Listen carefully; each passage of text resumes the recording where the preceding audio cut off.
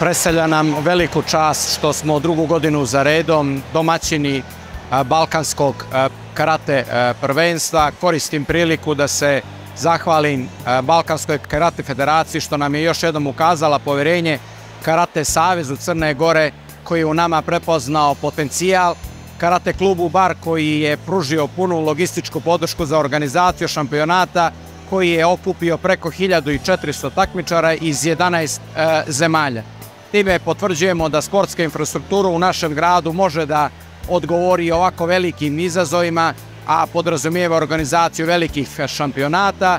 Raduje činjenica da ćemo biti domaćini i ne samo takmičarima, već i njihovim roditeljima, sudijama, trenerima, da će grad Bar još jednom pokazati da je grad sporta, odnosno da je grad šampion.